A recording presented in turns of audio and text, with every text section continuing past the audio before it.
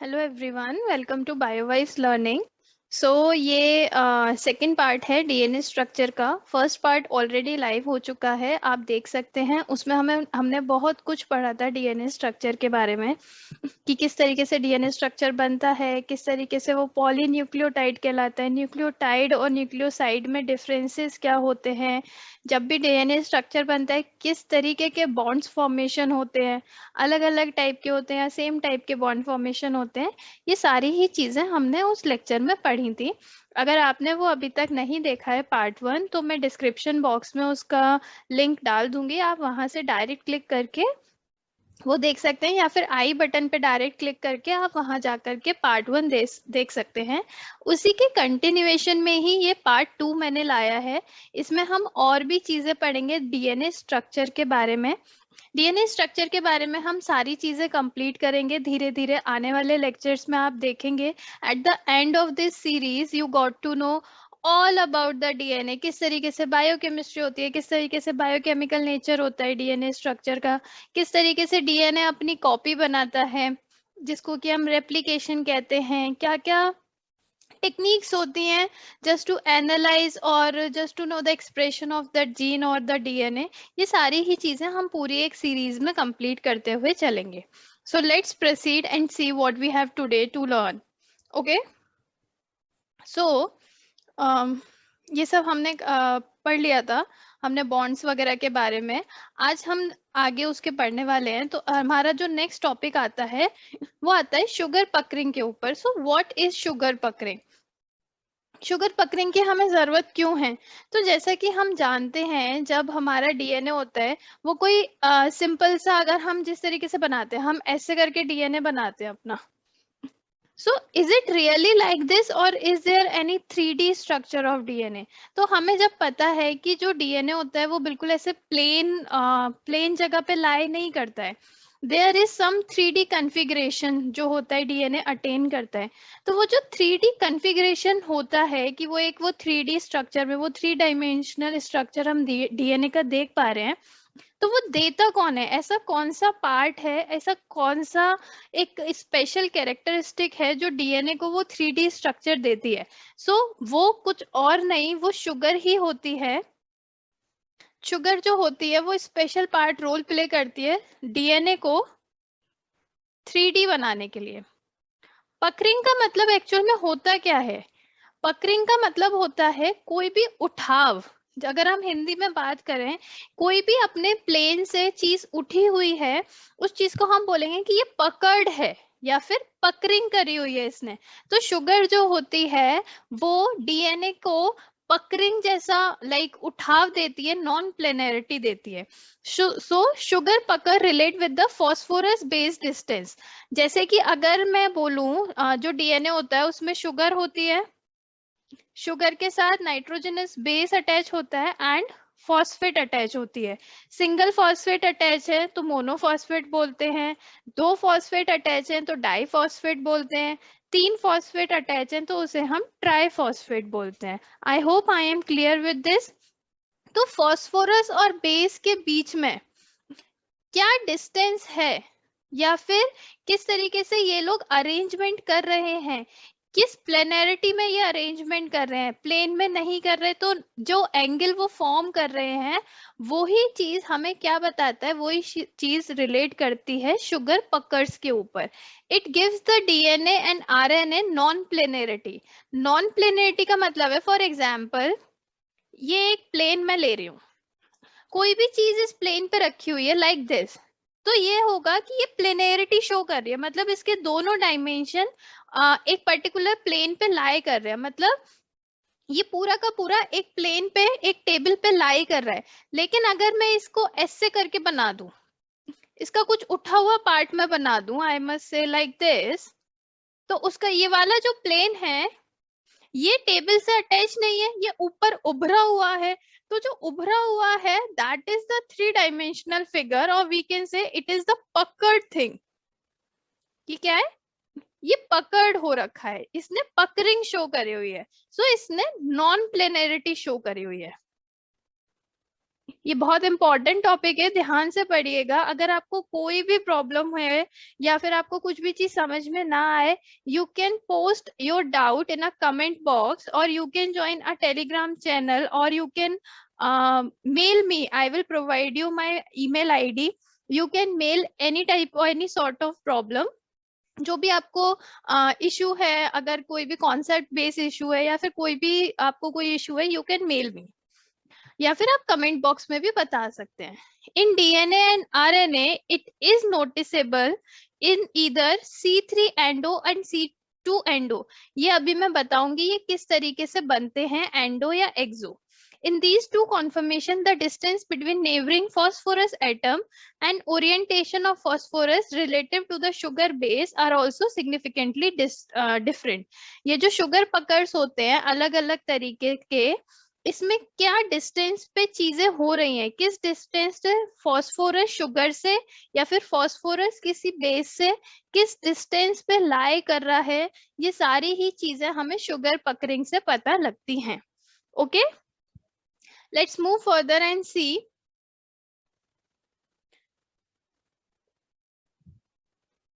तो शुगर पकरिंग जो होती है वो अलग अलग तरीके से हम डिफाइन करते हैं। कुछ होती है ट्विस्टेड, कुछ होती है एनवलप्ड। ट्विस्टेड मतलब दोनों ही प्लेन से हम ट्विस्ट देख रहे हैं कि क्या ट्विस्ट उसमें हो रहा है। ट्विस्ट हम किस तरीके से करते हैं, फॉर एग्जाम्पल हमने कोई भी टावल पकड़ी, ठीक है, उसके दोनों एंड हमने अपने हाथों से पकड़े and we are continuously rotating our hand in the opposite direction. एक हैंड अगर हम एंटी क्लॉकवाइज कर रहे हैं, दूसरा हैंड हम क्लॉकवाइज कर रहे हैं, तभी वो ट्विस्ट होती जाती है ना हमारी टाल। तो that is the twisting like thing. And envelope, envelope तो बहुत ही सिंपल सी बात है।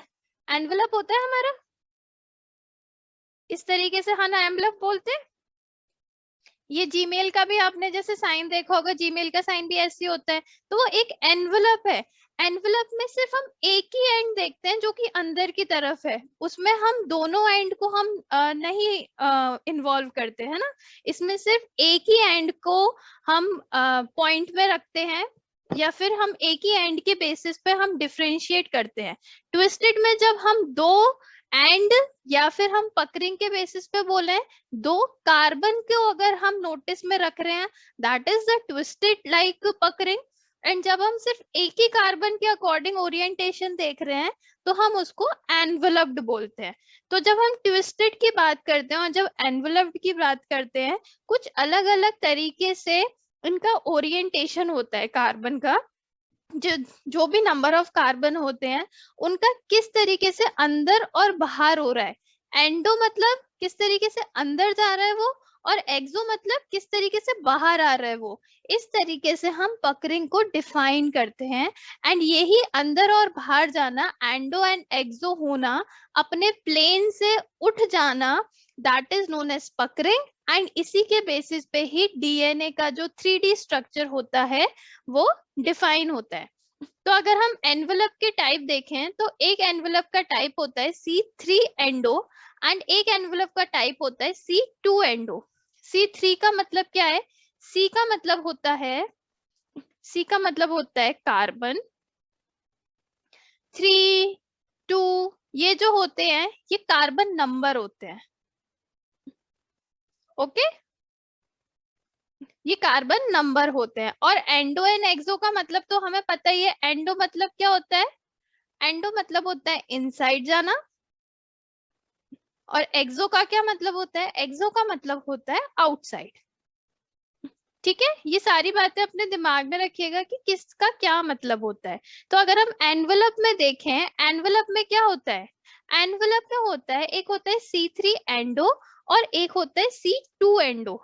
हम एनवलप में सिर्फ अंदर आने की बात कर रहे हैं, क्योंकि अगर हम एनवलप को ध्यान से देखिए, अगर मैं यहाँ पे एक एनवलप बनाऊं, ये हमारा प्लेन है, तो एनवलप कब बनेगा, जब एक एंड अंदर की तरफ आएगा, है ना। ये वाला एंड अंदर की तरफ आ रहा है, तभी तो वो एनवलप जैसा लुक देगा ना। तो हमेशा हम एनवलप में अंदर आने की बात करते हैं, एंडो की बात करते हैं। तो अगर मैं ये बोलूं, यहाँ पे अगर आप देखिए, ये हमने शुगर को ओपन करके दिखाया है, साइक्लिक फॉर्म ना दिखा के ओपन फॉर्म दिखाई है हमने, जिससे बेस अटैच है तो अगर हम देखें जब C3 कार्बन अंदर की तरफ आ रहा है, अपने प्लेन से उठ गया वो, ये देखिए ये इसका प्लेन है, वो अपने प्लेन से उठ गया, कौन सा कार्बन, C3 कार्बन अपने प्लेन से उठ के और अंदर की साइड चला गया, तब हम इसे बोलेंगे C3 एंडो। और जब सेकेंड कार्बन जो C2 कार्बन है वो अपने प्लेन से उठ करके अंदर की तरफ चला गया, एक एनवलप टाइप का फॉर्मेशन कर दिया, तब हम इसे बोलेंगे C2 एंडो। ठीक है, ये बात समझ में आई। अब बात आती है ट्विस्टेड की। ट्विस्टेड हम तब करते हैं एक चीज अंदर जा रही हो तो एक चीज बाहर आ रही हो। जैसे कि मैंने आपको अपने डे टू डे लाइफ का एक एग्जांपल बताया, टॉवल। टॉवल को हम किस तरीके से मोड़ते हैं, एक हाथ को हम, अगर हमें जैसे बहुत ही वेट टाल है हमारे पास, तो हम उस वेट टावल में से जो पानी हम निचोड़ते हैं, तो हम क्या करते हैं, एक तरफ से हम एंटी क्लॉकवाइज घुमा रहे होंगे और एक तरफ से हम क्लॉकवाइज घुमा रहे होंगे। मतलब अगर हम देखें, अगर हम एक प्लेन डिसाइड करें तो हम एक तरफ से एक चीज को घुमा के ऊपर की तरफ ला रहे होंगे और एक चीज को उसके अपोजिट घुमा करके हम अंदर की तरफ ले जा रहे होंगे। तो अगर ट्विस्टेड की बात करें तो इसमें एक एक्सो होगा और एक एंडो होगा। तो किस तरीके से डिफाइन हुआ है, अगर C3 एक्सो है तो C2 उसका एंडो होगा। मतलब C3 अपने प्लेन से बाहर आ रहा है एंड C2 अपने प्लेन के अंदर जा रहा है। ठीक है, इस तरीके से C3 exo and C2 endo define होता है। इसमें दो कार्बन एटम्स का मूवमेंट हो रहा होता है। और अगर C2 एक्सो हो रहा है, मतलब C2 बाहर की तरफ निकल रहा है, तो C3 जो होगा वो अंदर की तरफ जा रहा होगा। ठीक है, एक बाहर जा रहा है तो एक अंदर जाएगा, तब वो ट्विस्टेड टर्न कहलाएंगे। ठीक है, I hope I am clear with this कि किस तरीके से पकरिंग हो रही है। ये पकरिंग हम डिफाइन कर रहे हैं, पहला जो बेसिस है हमारा डिफरेंशिएट करने का वो है कि किस तरीके से कार्बन का ओरिएंटेशन हो रहा है। बात आती है कि एक और अलग तरीके से पकरिंग हम डिफाइन कर सकते हैं, जो कि होती है कि किस तरीके से हम उसमें चेंज ला सकते हैं। लाइक जो ग्लाइकोसिडिक बॉन्ड है उसमें हम किस तरीके से चेंज ला रहे हैं, उस बेसिस पे भी हम पकरिंग डिफाइन करते हैं। तो बात आती है कि ग्लाइकोसिडिक बॉन्ड किस पे बनता है, तो अगर आपने पिछला लेक्चर नहीं देखा है तो प्लीज उसे जाके देख लीजिएगा, आपको पता चलेगा कि ग्लाइकोसिडिक बॉन्ड कैसे बनता है, फॉस्फोडाइएस्टर बॉन्ड कैसे बनता है, फॉस्फोएस्टर बॉन्ड कैसे बनता है, ये सारे ही बॉन्ड मैंने वहां पे डिफाइन करे हैं। ठीक है, तो पकरिंग अब जब हम ग्लाइकोसिडिक बॉन्ड के बेसिस पे देखते हैं तो कुछ प्यूरिन्स की पकरिंग देखते हैं हम, कुछ प्रिमिडिन्स की पकरिंग देखते हैं। दो तरीके की पकरिंग हम डिफाइन करते हैं on the basis of glycosidic bond formation, कि वो सिन है या फिर वो एंटी है। सिन और एंटी का मतलब क्या हुआ, अगर जो लाइक अगर ये मैं बोलूं ये शुगर है, शुगर से ये नाइट्रोजनस बेस अटैच हो रहा है हमारा, अगर वो सेम ओरिएंटेशन में ही अटैच हो रहा है, N to N अब हमारा बन रहा है, अगर C2N अगर हमारा बन रहा है हमारा ग्लाइकोसिडिक बॉन्ड, तो उस तरीके के ओरिएंटेशन को हम बोलते हैं सिन ओरिएंटेशन। लेकिन जब कोई भी ग्लाइकोसिडिक बॉन्ड उल्टा घुमा करके बन रहा है, एंटी में बन रहा है, मतलब वो जो बॉन्ड है वो उल्टे में बन रहा है। अगर मैं ये देखूं, ये प्यूरिन्स है, प्यूरिन्स का अगर मैं नंबर देना स्टार्ट करूं, ये 1, ये है 2, ये है 3, 4, 5, 6, 7, 8 एंड 9। ठीक है, ये अगर मैं देना शुरू करूं तो यहाँ पे जो हो रहा है, यहाँ बॉन्ड फॉर्मेशन हो रहा है कैसे, 1 का फॉर्म हो रहा है 9th नाइट्रोजन से। लेकिन अगर मैं यहाँ पे देखूं 1, 2, 3, 4, 5, 6, 7, 8 और 9, यहाँ का जो हो रहा है, यहाँ का जो बॉन्ड फॉर्मेशन हो रहा है वो उल्टा घूम गया। मतलब यहाँ पे जो ये साइक्लिक रिंग है वो उल्टी घूम गई, दैट मीन्स एंटी हो गया ये, मतलब यहाँ पे जो बॉन्ड है वो एंटी में चला गया। ठीक है, उल्टा हो गया। तो सिन और एंटी इस तरीके से डिफाइन किए जाते हैं। लेकिन हम प्रिमिडिन्स की बात करें, अगर प्रिमिडिन्स में क्या होता है, प्रिमिडिन्स में अगर मैं एग्जाम्पल लेके चल रही हूँ यहाँ पे साइटोसिन का, ठीक है, साइटोसिन का एग्जांपल लेके चल रही हूँ क्योंकि pyrimidine सारे साइटोसिन से ही डेराइव होते हैं। कैसे? साइटोसिन हुआ, साइटोसिन का डीएमिनेशन होता है तो यूरेसिल बनता है, देन यूरेसिल का मिथाइलेशन होता है तो थाइमिन बनता है। इस तरीके से बॉन्ड फॉर्मेशन होता है। तो प्रिमिडिन एक्चुअल में साइटोसिन से ही बनता है। तो मैं यहाँ पे अगर साइटोसिन का एग्जांपल लेके चल रही हूँ, साइटोसिन में जो होता है यहाँ पे ऑक्सीजन प्रेजेंट होता है, ठीक है, सॉरी, साइटोसिन में जो होता है वहां पे ऑक्सीजन प्रेजेंट होता है। तो आपको जैसे कि पता है जो ऑक्सीजन होता है वो मोस्ट इलेक्ट्रोनेगेटिव होता है, ठीक है।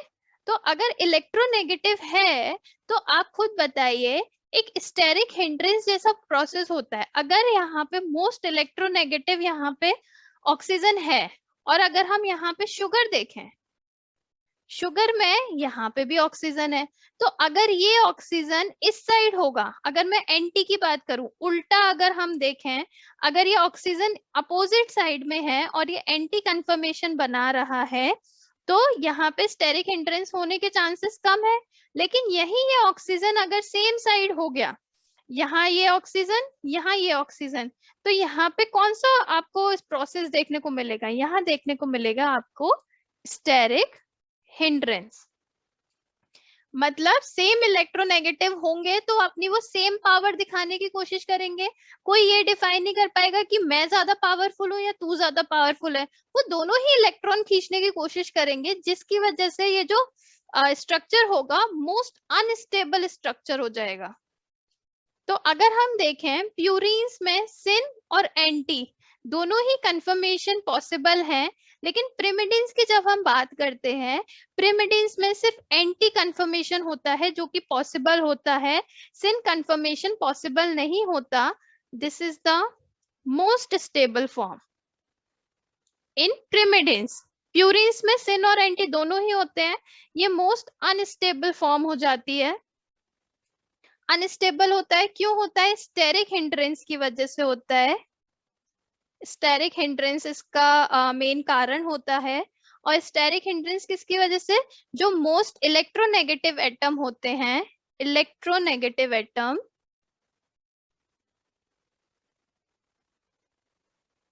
present in same orientation, present in same orientation. I hope I am clear with this कि pyrimidines में sin conformation क्यों नहीं present होता है और purines में sin और anti दोनों ही present होते हैं। अगर हम इसमें sin देखें तो यहाँ पे ऑक्सीजन जो होता है, अगर हम देखें इलेक्ट्रोनेगेटिव में FON, सबसे ज्यादा फ्लोरीन होता है इलेक्ट्रोनेगेटिव, देन ऑक्सीजन होता है इलेक्ट्रोनेगेटिव, देन नाइट्रोजन होता है इलेक्ट्रोनेगेटिव। मतलब नाइट्रोजन ऑक्सीजन से तो कम इलेक्ट्रोनेगेटिव हुआ, तो ये दोनों ही इस पोजीशन में रह सकते हैं। लेकिन दोनों ही अगर एक बराबर के हो जाएंगे तो वो एक में नहीं रह सकते। वो एक हिंदी में मुहावरा होता है ना कि दो तलवारें एक मियान में नहीं रह सकती, same it is like that कि दो सेम तरीके के एटम एक ही ओरिएंटेशन में पॉसिबल नहीं हो सकते, ठीक है। एक बहुत ही छोटा सा कॉन्सेप्ट है कि न्यूक्लियोसाइड और न्यूक्लियोटाइड में हम कैसे डिफरेंशिएट कर सकते हैं कि ये न्यूक्लियोसाइड दे रखा है या फिर न्यूक्लियोटाइड दे रखा है। तो जब भी हम न्यूक्लियोसाइड की बात करते हैं उसके आगे सफिक्स में लगा होता है आइन, INE। तो जैसे एडिनोसाइन, थाइमिडाइन, साइटिडाइन, गुआनिडाइन, जब भी आइन लगा होगा तो हम न्यूक्लियोसाइड की बात कर रहे होंगे। और जब भी न्यूक्लियोटाइड की हम बात करते हैं तो उनके सफिक्स में 8 लगा होता है, जैसे एडेनाइलेट, थाइमिडाइलेट, साइटिडाइलेट या गुआनिलेट। ये पता चल गया किस तरीके से शुगर पकरिंग हो रही है, किस तरीके से हम एंटी या सिन हम डिफाइन कर सकते हैं। तो अब बात आती है जब डीएनए का स्ट्रक्चर रोजालिंड ने दिया था, मैम रोजालिंड ने अपना डीएनए का स्ट्रक्चर प्रपोज किया था, तो उनके साथ में एक और साइंटिस्ट थे जिनका नाम था अरविंद चारगफ, जिन्होंने कुछ रूल्स डिफाइन किए थे कि अगर हम डबल स्टैंडर्ड डीएनए के बारे में पढ़ रहे हैं तो ये सेट ऑफ रूल्स हैं जो कि डीएनए का स्ट्रक्चर फॉलो करेगा। ठीक है, जैसा कि हमने पता है कि हमारा जो पहला सबसे पहले डीएनए का स्ट्रक्चर था वो रोजालिंड फ्रैंकलिन ने दिया था। उनके साथ ही एक अरविंद चारगफ नाम के एक साइंटिस्ट थे, उन्होंने कुछ रूल्स डिफाइन किए थे just to have a clear idea कि किस तरीके से डिफाइन किया जाता है कोई भी स्ट्रक्चर ऑफ डीएनए। ये जो चारगफ रूल होता है ये बहुत ध्यान से लगाइएगा, ये हमेशा सिर्फ डबल स्टैंडर्ड डीएनए पे ही एप्लीकेबल होता है। अगर क्वेश्चन में सिंगल स्टैंडर्ड मेंशन है तो चारगफ रूल अप्लाई नहीं होगा, it is only applicable in the case of double standard DNA. तो जो अरविंद चारगफ थे, एक ऑस्ट्रियन साइंटिस्ट थे, stated the base composition of DNA from a variety of source after developing a new paper chromatography. किस तरीके से उन्होंने डेवलप किया था? पेपर क्रोमेटोग्राफी के मेथड से उन्होंने डेवलप किया था एंड सेपरेशन किया था एंड उसका क्वांटिफिकेशन किया था with the help of UV spectrophotometer. तो उन्होंने कुछ एप्लीकेबल रूल्स दिए थे, उन रूल्स का क्या है देखते हैं, किस तरीके के रूल्स उन्होंने डिफाइन किए थे। 4 डिफरेंट रूल्स उन्होंने डिफाइन किए थे। एक होता है जो मोलार रेशियो होता है, it is ratio not ration, the molar ratio of A to T, मतलब एक ए है और टी है is equal to 1, that means A must be equal to T. कोई भी 1 है, टी इधर जाएगा तो A is equal to T. Similarly molar ratio of G by C is also equal to 1, that means G must be equal to C। इसका मतलब ये हो गया जितने भी प्यूरीन बेसिस हैं must be equal to pyrimidine bases, जो भी उनका कॉम्प्लीमेंट्री होता है। इतनी सी बात हम जानते हैं, जो एडेनिन होता है वो कॉम्प्लीमेंट्री होता है थाइमिन से, और जो ग्वानिन होता है वो कॉम्प्लीमेंट्री होता है साइटोसिन से। तो इनका जो मोलार रेशियो होगा, मोलार कंसंट्रेशन होगी, वो दोनों की इक्वल होगी। ए की टी से इक्वल होगी, जी की सी से इक्वल होगी। The sum of the purines is equal to the sum of the pyrimidines. इसका मतलब है प्यूरिन्स क्या होते हैं? ए प्लस जी, सम हो गया must be equal to C plus T. इनका जो सम है वो इक्वल होगा। जो a प्लस जी होता है, a plus G is 50% and t plus C is, या c plus t is also 50%। तो इसका मतलब a plus G plus c plus t is equal to 100%। ठीक है, इस तरीके से 100% डिफाइन होता है। कुछ 50% जो होता है वो प्यूरिन्स का होता है, 50% ही पिरिमिडिन्स का होता है, क्योंकि ऑब्वियसली प्यूरिन होगा तो वो कॉम्प्लीमेंट्री स्ट्रक्चर पिरिमिडिन के साथ ही तो बनाएगा। तो 50-50% ये डिवाइड होते हैं, पूरा मिलकर के ये 100% बन जाता है। जो परसेंटेज ऑफ ए होता है वो टी के इक्वल होता है, और जो परसेंटेज ऑफ सी होता है वो जी के इक्वल होता है। मतलब अगर हमारे किसी क्वेश्चन में ए का जो परसेंट दिया है वो दिया है 20%, तो टी भी कितना हो जाएगा? टी भी हो जाएगा 20%। और हमें जी का परसेंट दिया है, जी का हमें क्या परसेंट दिया है? जी का हमें परसेंट दिया है फॉर एग्जाम्पल 30%, तो सी भी क्या हो जाएगा? सी भी हो जाएगा 30%। तो ए प्लस जी कितना होता है? 50%। अगर हम इसके अकॉर्डिंग देखें, ए हमारा है 20 प्लस जी हमारा है 30, क्या ये 50% के बराबर हुआ है? हाँ जी, ये 50% के बराबर हुआ है। और C प्लस टी हमारा 50% होता है। अगर हम अपने क्वेश्चन के अकॉर्डिंग देखें, C हमारे पास कितना है? 30% और T हमारे पास 20%, ये भी कितना हुआ? 50%। तो दोनों मिलाकर के 50 प्लस 50 इज इक्वल टू 100%। ठीक है, इस तरीके से क्वेश्चंस बनते हैं।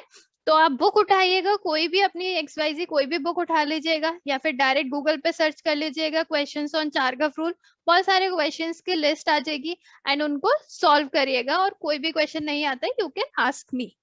ठीक है, इस तरीके से चारगफ रूल हम लोग अप्लाई करते हैं डिफरेंट डिफरेंट जगह पे।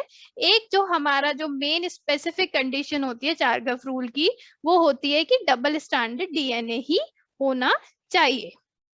ठीक है, तो जब रोजालिंड फ्रैंकलिन ने और चारगफ रूल ने कुछ रूल्स एंड कुछ डेफिनेशंस उन्होंने डिफाइन कर ली कि ओके ये हमारा स्ट्रक्चर होता है, उनके बाद 2 more scientists came into a limelight whose name was Watson and Crick।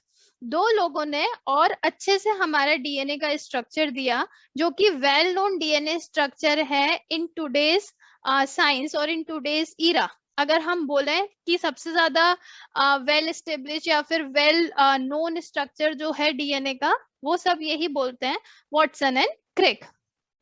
ठीक है, तो वॉटसन एंड क्रिक ने क्या डिफाइन किया था? वॉटसन एंड क्रिक के साथ साथ एक और साइंटिस्ट थे, Wilkins, to propose in the early 1950 a model of double stranded DNA molecule. The two strands of this double strand helix are held in a register by both hydrogen bond. दोनों के बीच में, दो strands के बीच में hydrogen bondings का formation होता है between the purines and pyrimidine bases of the respective linear molecule by a van der Waals forces, hydrophobic interactions also between the stacked adjacent base pair. तो कौन कौन से इंपॉर्टेंट बॉन्ड्स फॉर्म हुए? एक तो हाइड्रोजन बॉन्ड बहुत important है, जो कि बेसिस के बीच में बनता है. वैन डर वाल्स फोर्सेस भी होती हैं, जो कि स्पेसिफिक रोल प्ले करती हैं, एंड हाइड्रोफोबिक इंटरेक्शन. ये तीन फोर्सेस जो होती हैं वो डीएनए को अपना स्ट्रक्चर मेंटेन करने के लिए हेल्प करती हैं. The pairing between the purine and pyrimidine nucleotide on the opposite strand are very specific and dependent on the hydrogen bonding. A with T and G with C. ये हमें बहुत पहले से ही पता था, ये हमें पहले ही चार्गफ ने बताया था. जो A होता है वो T से पेयर करता है और G होता है वो C से पेयर करता है. वॉटसन एंड क्रिक ने हमें ये बताया था कि किस तरीके से पेयर करता है. इससे पहले हमें ये नहीं पता था कि किस तरीके से पेयरिंग होती है. इन्होंने हमें ये बताया था कि किस तरीके से पेयरिंग होती है. AT and GC base pair are often referred to as the Weis-Crick, Watson and Crick base pairing. जिस तरीके से AT से पेयर कर रहा है और GC से पेयर कर रहा है, और उस चीज को हम आज तक यही बोलते हैं कि ये Watson and Crick base pair के अकॉर्डिंग ही पेयर कर रहे हैं. This common form of DNA is said to be right-handed because as one look down of the double helix, the base residue form a spiral in a clockwise direction. क्या कहना चाह रहा है? अगर हम इसे नीचे से देखें तो इसमें जो ये स्पाइरल बनती है, आप देखिए ये राइट हैंड से घूम रहा है. ठीक है, किस तरीके से घूम रहा है? ऐसे करके घूम रहा है ना, मतलब ये टूवर्ड्स द राइट जा रहा है, राइट हैंड से घूम रहा है. अगर ये ऐसे करके घूम रहा होता, ठीक है, तो हम इसे लेफ्ट हैंडेड बोलते हैं. लेकिन अगर हम इसे नीचे से देखेंगे तो पूरा डीएनए इस तरीके से घूम रहा है, दैट मींस ये राइट हैंडेडली टर्न हो रहा है. इसके जो हेलिक्स बन रहे हैं वो राइट हैंड की तरफ से बन रहे हैं. तो पूरा डीएनए इन्होंने ये डिफाइन किया था, जो डीएनए होता है उसके जो हेलिक्स होते हैं वो राइट हैंडेड पैटर्न में हेलिकल फॉर्म कर रहे होते हैं. ठीक है, लेट्स सी. जब वॉटसन एंड क्रिक ने ये दिया था, उनके बाद उन्होंने ये डिफाइन किया था कि किस तरीके से पेयरिंग होती है प्यूरिन्स एंड pyrimidines के बेसिस पे, प्यूरिन्स एंड pyrimidines के बीच में. तो यहाँ पे हम ले रहे हैं G एंड C. अब हमें सबको पता है कि G और C के बीच में 3 हाइड्रोजन बॉन्ड बनते हैं, 3 हाइड्रोजन बॉन्ड. ठीक है, लेकिन वॉटसन एंड क्रिक ने ये बताया था कि किस किस एटम्स के बीच में हमारे हाइड्रोजन बॉन्ड्स का फॉर्मेशन होता है. तो जैसे कि ये स्ट्रक्चर आप देख सकते हैं, ये G का ग्वानिन का स्ट्रक्चर है एंड ये साइटोसिन का स्ट्रक्चर है. 6th कार्बन जो है वो बॉन्ड फॉर्म कर रहा है 4th के साथ, फर्स्ट जो है 3 के साथ, एंड सेकंड जो है वो सेकंड के साथ ही. तो G bond with C with 3 hydrogen bond. कौन कौन से bond? 1, 2 and 6 of G pair with 2, 3 and 4 of C. There is some mistake, I think. 1, 2 and 6 of G pair with 3, 2, 4. Okay, 3, 2 and 4. ठीक है, जो 1 होता है वो 3 के साथ पेयर करता है, 2 हमेशा बीच में ही आएगा. तो 1, 2, 6 पेयर विथ 3, 2 and 4. इस तरीके से पेयरिंग होती है G और C के बीच में. और जो A बॉन्ड करता है वो T के साथ करता है और 2 हाइड्रोजन बॉन्ड्स का फॉर्मेशन करता है. किस किस के बीच में पेयरिंग होती है? 1 और 6 के बीच में of A pairs with 3 and 4 of T. ठीक है, जो 6 होता है वो 4th के साथ और जो 1 होता है वो 3 के साथ, यहाँ पे 2 बॉन्ड ही नहीं बना पाता है। ठीक है, क्योंकि इसके पास कुछ है ही नहीं कि ये बॉन्ड फॉर्म कर पाए, इसके पास कोई मतलब कोई वैलेंसी फ्री ही नहीं है कि वो बॉन्ड फॉर्म कर पाए। ठीक है, टी कर सकता है बॉन्ड फॉर्म लेकिन ए नहीं कर सकता है बॉन्ड फॉर्म, इस वजह से ये खाली रहते हैं और ये 2 हाइड्रोजन बॉन्ड का ही फॉर्मेशन करते हैं। तो किस किस के बीच में पेयरिंग होती है ये आपको मोस्ट इंपॉर्टेंट है ध्यान में रखना कि किन किन एटम्स के बीच में पेयरिंग हो रही है। ये बहुत बार पूछा जाता है बहुत सारे एग्जाम्स में कि किन किन के बीच में पेयरिंग होती है। ठीक है, लेट्स मूव फर्दर एंड सी कि कुछ जब हमारी ये वॉटसन एंड क्रिक की पूरी हो गई तो जो डीएनए होता है वो कुछ अलग अलग पैटर्न्स में भी पाया जाता है अकॉर्डिंग टू देयर एनवायरमेंट। अगर पीएच ज्यादा हो रहा है या टेम्परेचर ज्यादा हो रहा है या कोई भी अनयूजुअल कंडीशन है तो डीएनए अपना स्ट्रक्चर चेंज कर सकता है। तो मोस्ट कॉमन स्ट्रक्चर जो नॉर्मली हम देखते हैं डीएनए का वो होता है बी डीएनए, ये मोस्ट कॉमन स्ट्रक्चर है जो कि हम नॉर्मली सेल के अंदर पाया जाता है। लेकिन जो भी हार्श कंडीशन होती हैं, जो भी अनयूजुअल कंडीशन होती हैं, तब इस तरीके के डिफरेंट डिफरेंट डीएनए का फॉर्मेशन होता है। कुछ ए डीएनए होते हैं, कुछ जेड डीएनए होते हैं, कुछ ट्रिप्लेक्स बना देते हैं, कुछ ग्वानिन के बेसिस में क्वाड्रप्लेक्स बना देते हैं। लेट्स सी कि ये किस किस तरीके से अलग अलग डीएनए का फॉर्मेशन होता है। लेकिन जो सबसे बेसिक डीएनए है वो होता है बी डीएनए। तो ये मैंने एक टेबुलर फॉर्म में आपकी ईज के लिए चीजें रखी हैं कि किस तरीके से अलग अलग डीएनए फॉर्म होते हैं। तो अगर हम अकरेंस की बात करें, most common predominant form found in cell, जैसा कि मैंने आपको बताया ये सबसे ज्यादा पाया जाने वाला फॉर्म है बी फॉर्म। जो ए फॉर्म होता है वो बी से ही डेराइव होता है, derive from B from the dehydrating condition. जो भी डिहाइड्रेटिंग कंडीशन होती है, डिहाइड्रेशन का मतलब लैक ऑफ वाटर। जब भी वाटर की स्कैरसिटी हो रही होती है सेल के अंदर तो जो बी फॉर्म डीएनए होता है वही कन्वर्ट हो जाता है ए फॉर्म में। एंड जब भी हाई सॉल्ट कंसंट्रेशन होता है तभी B form DNA Z form DNA को अटेन कर देता है। जो हेलिकल पैटर्न होता है, हेलिकल पैटर्न मतलब किस तरीके से उसके हेलिक्स बेंड हो रहे हैं, किस तरीके का ओरिएंटेशन है, जैसे कि मैंने आपको बताया। तो जो बी फॉर्म होता है वो राइट हैंडेड होता है, मतलब इस तरीके से चीजें घूम रही होती हैं। जो ए फॉर्म होता है वो भी राइट हैंडेड होता है, बट जो जेड फॉर्म होता है वो लेफ्ट हैंडेड होता है। यहाँ से क्वेश्चन बहुत बार पूछा गया है कि जेड फॉर्म डीएनए होता है उसमें किस तरीके का हेलिकल पैटर्न होता है। जो पिच पर टर्न होता है, पिच पर टर्न मैं अभी आपको आगे समझाऊंगी कि किस तरीके से पिच पर टर्न होता है। जो भी मतलब एक तरीके से किस तरीके से पूरा एक हेलिक्स टर्न ले रहा है।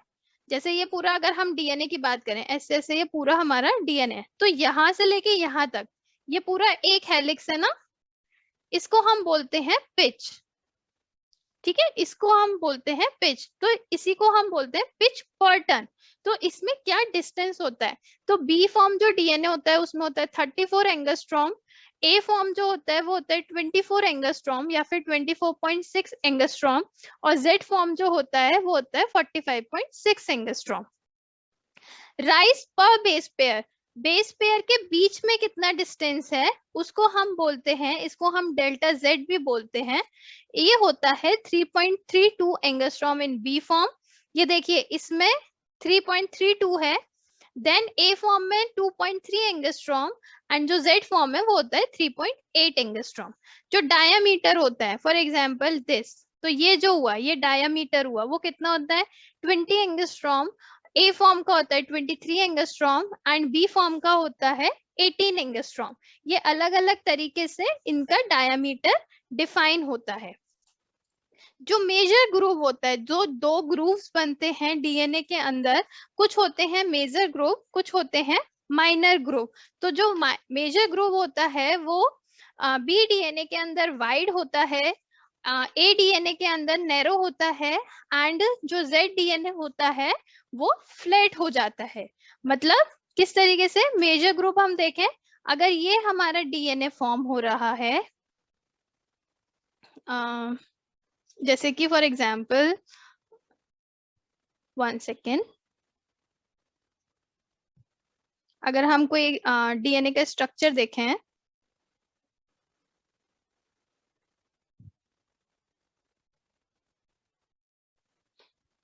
जैसा कि ये देखिए, यहाँ पे ये डीएनए का स्ट्रक्चर एक दिया हुआ है हमें, ये माइनर ग्रूव है और ये एक मेजर ग्रुप है। जब ये वाइड है, वाइडली ओपन है, तो ये बी डीएनए हो गया।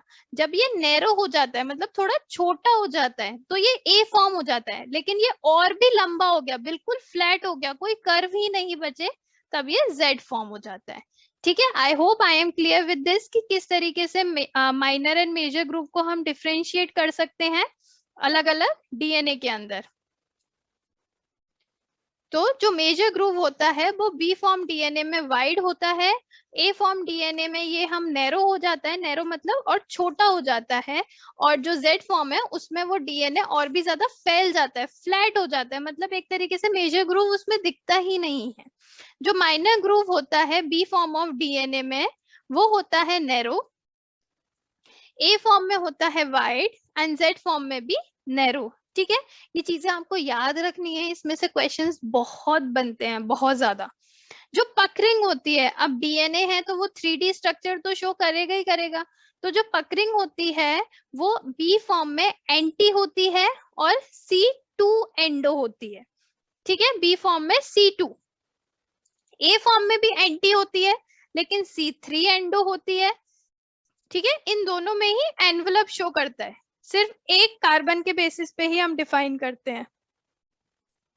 लेकिन जो जेड फॉर्म ऑफ डीएनए है उसमें हम एंटी और सिन दोनों ही देखते हैं। फॉर एग्जाम्पल प्रिमिडीन में, साइटोसिन में अगर हम देखें, जो प्रिमिडीन है उसमें हम C2 एंडो देखते हैं, और जो प्यूरिन होते हैं ग्वानिन जैसे कि, उसमें हम C3 एंडो को डिफाइन करते हैं। मतलब ये चीजें जो होती हैं वो पकरिंग शो करती हैं। ठीक है, तो इस तरीके से हम अलग अलग फॉर्म ऑफ डीएनए को डिफाइन कर पाते हैं। तो जैसे कि अगर मैं बोलूं कि मैंने आपको बताया कि कुछ पिच होती है, कुछ डेल्टा जेड होता है कि जिसको हम राइस पर टन बोलते हैं। फॉर एग्जाम्पल हमारे पास एक ये डीएनए है,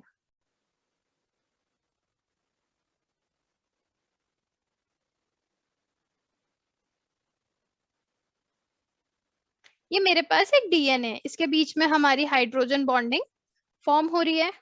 एक हमारा है 5 प्राइम, ये हमारा आ रहा है 5 प्राइम टू 3 प्राइम, एंड ये हमारा आ रहा है 3 प्राइम टू 5 प्राइम।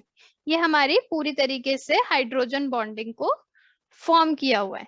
तो ये जो यहां से लेके यहां तक है, ये पूरा, ये होती है हमारी पिच। ठीक है, जिसको हम बोलते हैं डेल्टा पी।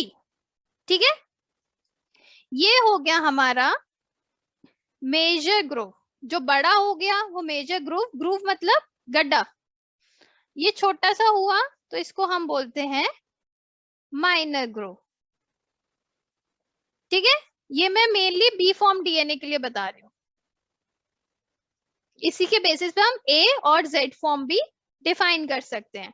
जो ये पिच होती है ये पूरा होता है एक टर्न, जो होता है पूरा 1 टर्न जो डिफाइन करते हैं हम, कितना होता है ये 34 एंगस्ट्रॉम। ये बी फॉर्म के लिए ही मैंने मेजरली बताया है।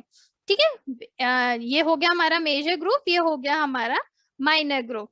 तो अगर मैं बोलूं कि अगर मुझे नहीं पता, मुझे सिर्फ पिच दे रखी है कि क्या हाइट है एक पर्टिकुलर, मतलब ये पूरा जो हेलिकल टर्न है इसका क्या मेजरमेंट है, और मुझे जेड दे रखा है कि किस तरीके से दो बेस के बीच में डिस्टेंस है, तो क्या मैं नंबर ऑफ बेसिस निकाल सकती हूँ?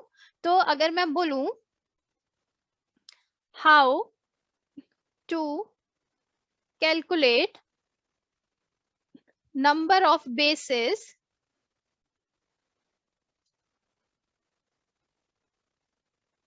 when base pair, तो हम कैसे निकाल सकते हैं? अगर ये आपके पास क्वेश्चन आया, आपको डिस्टेंस पता है, आपको बोला हुआ है बी फॉर्म ऑफ डीएनए है, आपको ये पता है कि हेलिकल टर्न पूरा कितना होता है 34 एंगस्ट्रॉम होता है, जो इसमें जेड होता है, दोनों के बीच में जो डिस्टेंस होता है वो होता है 3.32 एंगस्ट्रॉम। तो क्या हम नंबर ऑफ बेस पेयर निकाल सकते हैं? तो हाँ, हम बिल्कुल निकाल सकते हैं। कैसे निकाल सकते हैं? नंबर ऑफ बेस पेयर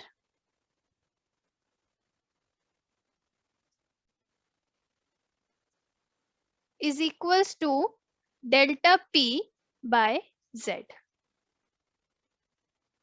बहुत इंपॉर्टेंट फॉर्मूला है, प्लीज इसे नोट डाउन कर लीजिएगा अपनी नोटबुक में, कि अगर आपको पी पता है, आपको पिच पता है और आपको जेड पता है, मतलब दो बेसिस के बीच का डिस्टेंस पता है, तो नंबर ऑफ बेस पेयर वो आप बहुत आसानी से निकाल सकते हैं। तो for B form of DNA, number of base pair कितने हो गए? 34 एंगस्ट्रॉम डिवाइडेड बाय 3.32 एंगस्ट्रॉम, ये अराउंड आता है आपका 10.4 बेस पेयर पर हेलिकल टर्न है। ये एक हेलिकल टर्न में इतने बेस पेयर आपके डिफाइन होंगे, जो कि मैंने बताया भी था कि इतने बेस पेयर आपके बी फॉर्म ऑफ डीएनए में होते हैं। तो इस तरीके से हम define number of base pair calculate कर सकते हैं। I hope I am clear with this. आगे देखते हैं।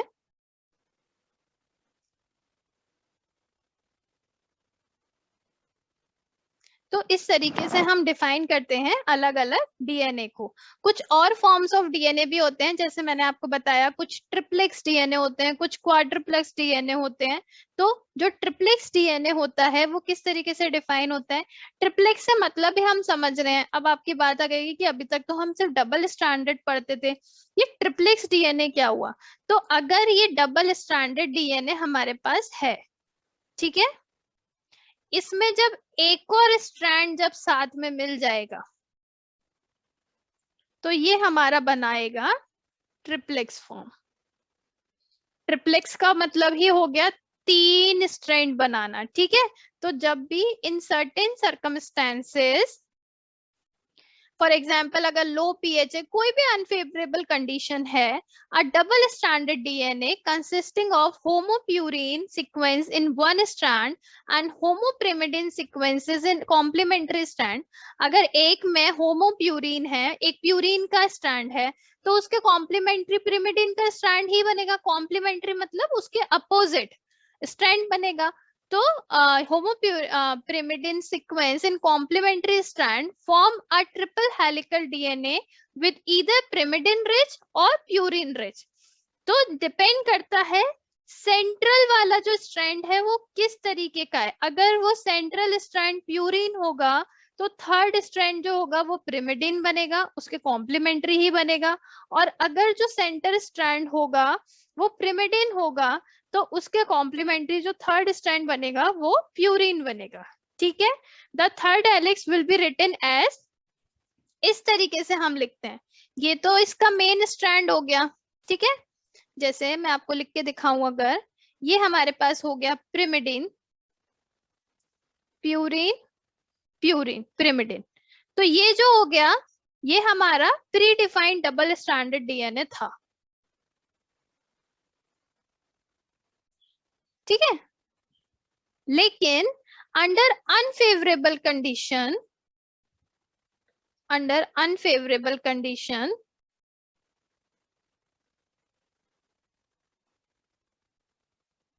हमारे पास एक थर्ड बेस पेयर भी, हमारे पास एक थर्ड स्ट्रैंड निकल के आया जो कि ऑब्वियसली इसके कॉम्प्लीमेंट्री होगा।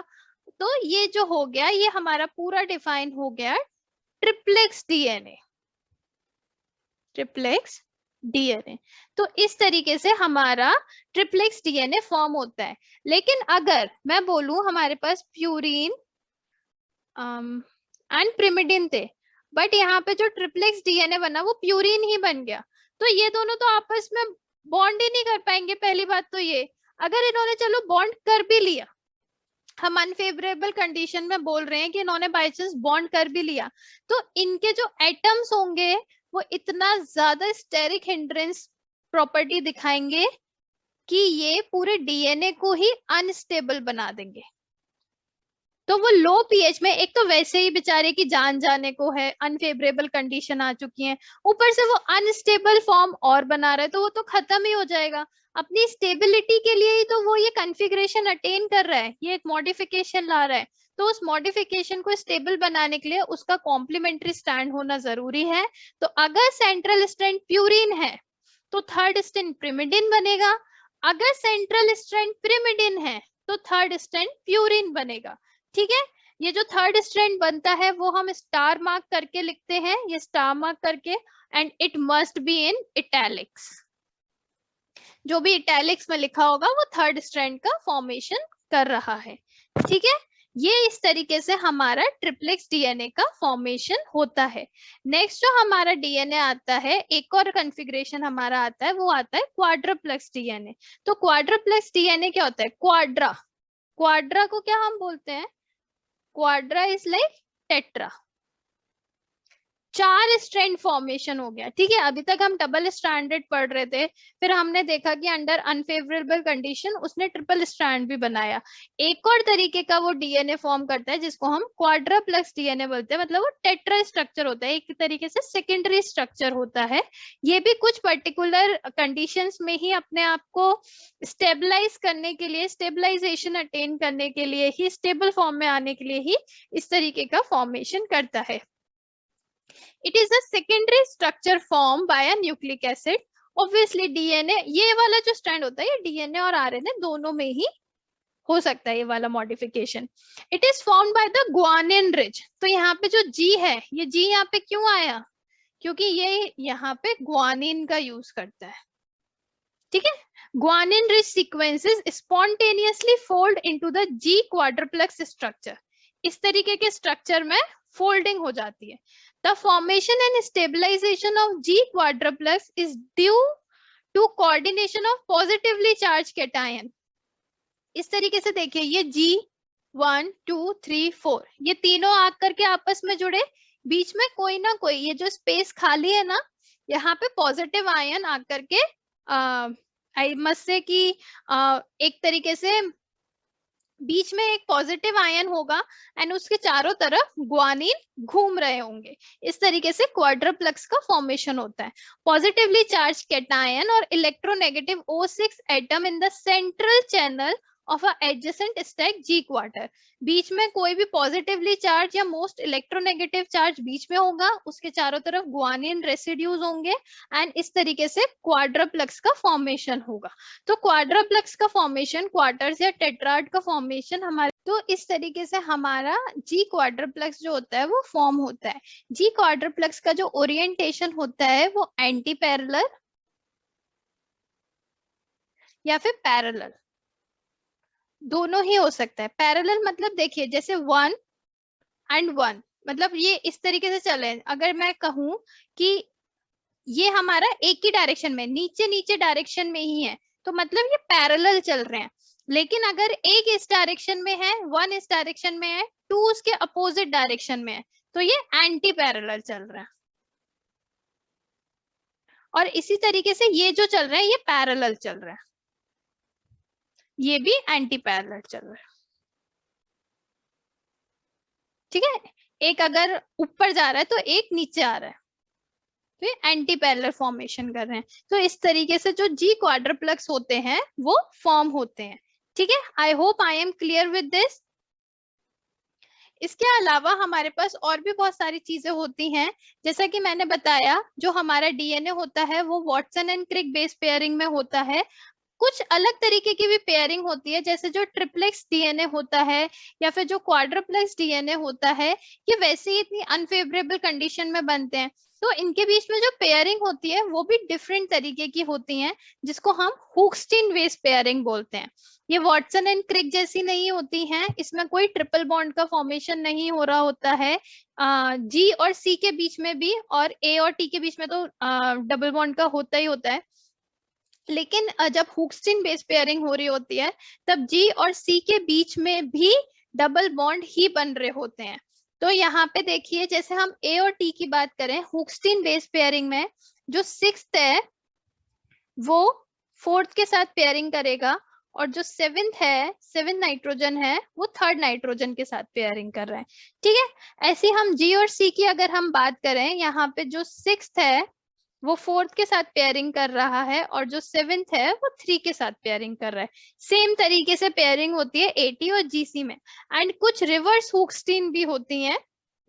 रिवर्स में क्या हो रहा होता है, अगर हम A और T की बात करें, यहाँ पे देखिए, यहाँ पे 6th कार्बन जो होता है वो सेकेंड कार्बन के साथ कनेक्ट कर रहा होता है, बॉन्ड फॉर्म कर रहा होता है, और जो 7th जो होता है वो 3rd के साथ कर रहा होता है।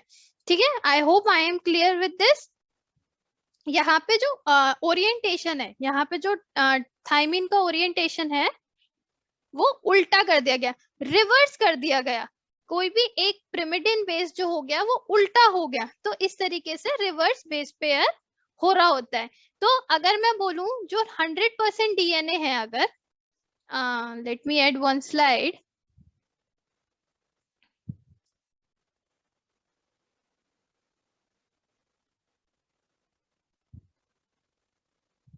अगर हमारे पास DNA है एक, हमारे पास 100% DNA है इन द वर्ल्ड, हमारे पास 100% DNA है, तो मैं देखूं तो जो 99% DNA होता है और 1% DNA होता है, तो 99% DNA जो होता है वो वॉटसन एंड क्रिक के अकॉर्डिंग पेयर करता है, बेस पेयरिंग के अकॉर्डिंग पेयर करता है, और जो 1% DNA बचता है वो हुक्सटीन बेस पेयरिंग दिखाता है। ठीक है, तो जो मोस्ट कॉमन बेस पेयरिंग हुई वो हमारे पास हुई वॉटसन एंड क्रिक। तो जनरली हम यही पढ़ते हैं, लेकिन कुछ अनफेवरेबल कंडीशन में, जैसे कि लो पीएच हुआ, टेम्परेचर सही नहीं हुआ, या फिर कोई हार्श कंडीशन हुई, हमारा डीएनए स्टेबलाइज नहीं हो पा रहा है, उस कंडीशन में ये पेयरिंग शो करेगा। एंड कुछ पर्टिकुलर टाइप के स्ट्रक्चर फॉर्म करता है, जैसे कि ट्रिप्लेक्स डीएनए या फिर जी क्वाड्रुप्लेक्स। तो ये आज हमने पढ़ा कि किस तरीके से अलग अलग बेस पेयरिंग होती है, अलग अलग तरीके का मॉडल होता है डीएनए का। बी डीएनए पढ़ा, ए डीएनए पढ़ा, जेड डीएनए पढ़ा, बहुत सारी अनफेवरेबल कंडीशन में ट्रिप्लेक्स डीएनए का फॉर्मेशन भी होता है या फिर क्वाड्रुप्लेक्स डीएनए का भी फॉर्मेशन होता है। आई होप आपको आज का लेक्चर अच्छा लगा होगा एंड बहुत सारी अच्छी अच्छी चीजें भी जानने को मिली होंगी अपने डीएनए के बारे में, जो कि हम बहुत टाइम से पढ़ते हैं लेकिन वो क्लियर नहीं हो पाती हैं बहुत सारी चीजें। तो आपको एक क्लियर कट आइडिया भी लगा होगा। अगर आपको ये लेक्चर अच्छा लगा हो तो इस चैनल को प्लीज सब्सक्राइब करिए एंड लाइक करिए। इसको आपके लाइक्स और आपके कमेंट्स ही मतलब मुझे बहुत अच्छा लगता है। आप लाइक्स करते हैं, कमेंट करते हैं, मुझे लगता है कि आप लोग पढ़ रहे हैं, आप लोगों को समझ में आ रहा है। तो please do subscribe this channel and do like this lecture, and please watch the previous lecture of DNA also, and all the very best for your future and for your upcoming exams. Thank you.